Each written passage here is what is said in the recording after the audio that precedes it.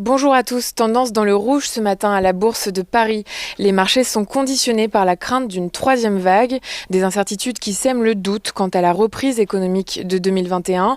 Wall Street a clôturé en baisse hier, les valeurs aériennes et hôtelières faisant particulièrement les frais de ce contexte flottant. En Asie, le marché japonais encaisse une quatrième séance de baisse consécutive. Hier, lors de son allocution devant le Congrès aux côtés de Janet Yellen, Jérôme Powell a réitéré ses propos au sujet de l'inflation qu'il envisage croissante mais pas galopante, assurant que la Fed veillerait au grain grâce aux outils dont elle dispose. Janet Yellen, elle, a confirmé que l'argent du plan d'investissement en infrastructure que comprend le plan Biden proviendra en partie d'un accroissement de l'impôt sur les sociétés et d'une taxation de contribuables fortunés.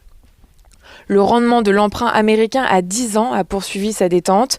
Le dollar, quant à lui, s'est un peu raffermi face à l'euro. Pour rappel, Jérôme Powell s'exprimera cet après-midi, soit la troisième fois cette semaine, toujours en compagnie de Janet Yellen, devant la commission bancaire du Sénat.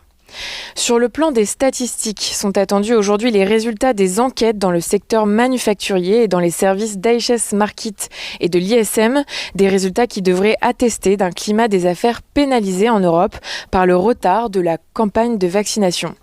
Et puis aux États-Unis, les campagnes de biens durables et les stocks pétroliers sont attendus. Du côté des valeurs, Carrefour a conclu un accord avec Advent International et Walmart pour l'acquisition de Grupo BIG. Il s'agit du troisième acteur de la distribution alimentaire au Brésil. La transaction confère à Grupo BIG une valeur d'entreprise d'environ 1,1 milliard d'euros. Intel envisage d'investir 20 milliards de dollars dans la construction de 2 nouvelles usines afin de fabriquer des puces à destination des autres acteurs du secteur. Enfin, les autorités de Hong Kong ont interrompu l'utilisation du vaccin contre la Covid-19 développé par Pfizer et BioNTech en raison d'un défaut d'emballage.